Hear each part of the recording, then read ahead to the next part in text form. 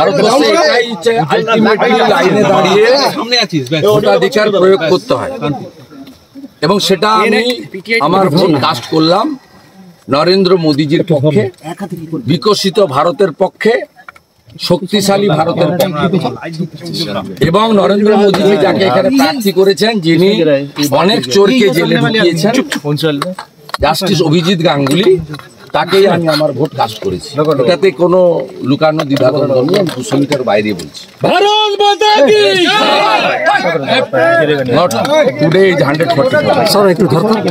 আর আমার বিশ্বাস 400-র বেশি আসন নিয়ে মোদীজি তৃতীয়বার প্রধানমন্ত্রী হবে, এবং জাস্টিস গাঙ্গুলি তমলুক, হলদিয়া, নন্দীগ্রাম সহ সতীশ বাবুর যে জায়গা, এখানে একটি গুরুত্বপূর্ণ রোল প্লে করবেন।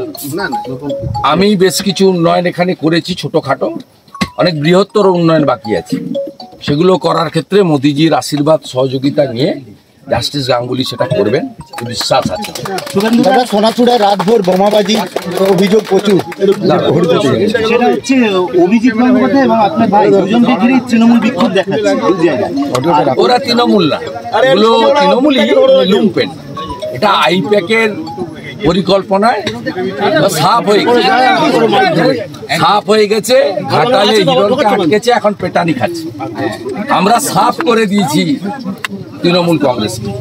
তৃণমূল কংগ্রেস 200-র বেশি জায়গায় এজেন্টই দিতে পারেনি, বলছে দিতে দেয়নি। নন্দীগ্রামের একাধিক গ্রাম পঞ্চায়েত, সোনাচূড়া, গোকুলনগর, হরিপুর, ভেকুটিয়া, একাধিক গ্রাম পঞ্চায়েত, এবারে এজেন্ট পর্যন্ত নেই।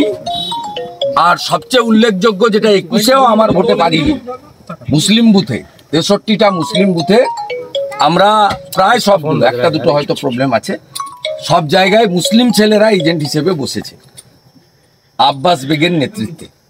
It's a very good signal. এবং আমরা নন্দীগ্রাম থেকে অভিজিৎ বাবুকে অনেক বেশি ভোটে মার্জিন দিতে পারবো। 2 নম্বর ব্লকে 18-20 হাজার লিড হবে। 1 নম্বরেও আমার বিশ্বাস 5 থেকে 10 হাজার লিড হবে। আমরা 5 থেকে 10 হাজার ভোটের লিড, মানে আমাদের 30 টার্গেট আছে, আমরা আশা করছি কাছাকাছি যেতে পারবো। সোনাচূড়াতেও তো ওদের এজেন্ট বসেনি, আর তৃণমূল বলছে ভোট দিতে দিচ্ছে না আমাদেরকে। ওদেরকে কানতে বলুন, ওদের বহু জায়গায় এজেন্ট, ময়নার বহু জায়গায় এজেন্ট, বহু জায়গায় এজেন্ট। শুধু সাংগঠনিক শক্তি নেই, এবং লোক চোরেদের পক্ষে নেই। তো ভোট সরাসরি হচ্ছে, মোদিজিকে ভোট দেবো না চোরেদের ভোট দেবো? চোরেদের এনার্জি ভাইপো ব্যানার্জি, চোরেদের পক্ষে কোনো লোক যেতে পারে না, হয়ে গেছে। বলছি সোনাচূড়ায় রাতভর কিন্তু বোমাবাজি, আতঙ্কে রয়েছে এখনো লোক সোনাচূড়ার ভিতরে। সেটা তো ওদের বোম ফাটানো কাজ করেছে। 4 তারিখে সন্ধ্যার পরে আমরা বোম ফাটাবো, মানে আনন্দে বোম ফাটাবো। দাদা, ভেকুটিয়া 29 নম্বর বুথে বিজেপি এজেন্টই বের করে দিয়েছে 65 ডেসিবেলের নিচে এবং বিধিসম্মত। দাদা, ভেকুটিয়া 29 নম্বর বুথে অ্যারেস্ট হবে না, হবে না। সঞ্জয় আড়ি একটা দলিত ছেলে, মৃত্যুর সঙ্গে পাঞ্জা লড়ছে, তার মাকে খুন করেছে। এদের জেলে যাওয়ার ইচ্ছা হয়েছে। দেবব্রত মাইতির কেসে 18 মাস জেল খাটার পরেও লাজ লজ্জা কিচ্ছু নেই। আবার একজন সনাতনী হিন্দুকে, তফসিলি পরিবারের বৃদ্ধাকে খুন করেছে। এই কেসটা তো সিবিআই হওয়ার জন্য রথিবালা আড়ির কন্যাকে আমরা কোর্টে নিয়ে যাব ভ্যাকেশন শেষ হলেই, এবং এদের জেলে থাকার ইচ্ছা হয়েছে। শেখ সাউদ্দিন, হাবিবুর রহমানরা জেল খাটার পরেও, বাইতুল মিয়া জেল খাটার পরেও এখন জেলে থাকার ইচ্ছা হয়েছে আল রাজিদের, শামসুলদের।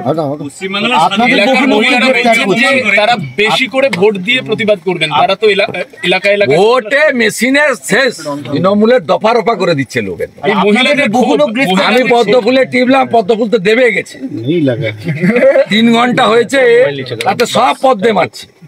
ওদের বাইরে কোনো কথা নেই। ওদের ক্যাম্পে হয়েছে 2-4টে লোক আছে, চোখ মারছে আমাকে, ঠিকাদারি করি, চোখ মারছে। চুপচাপ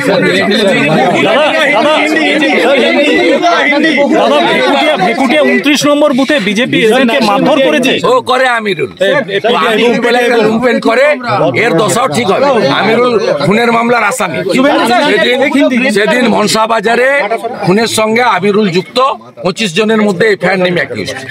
জেলে যাবে, জেলে যাওয়ার ইচ্ছা হয়েছে, জেলে যাবে।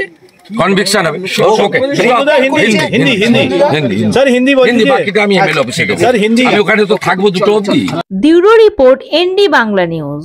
সবার আগে সব খবর, সঠিক খবর পেতে ফেসবুক পেজটি ফলো করে এবং ইউটিউব চ্যানেলটি সাবস্ক্রাইব করে রাখুন আর শেয়ার করতে ভুলবেন না।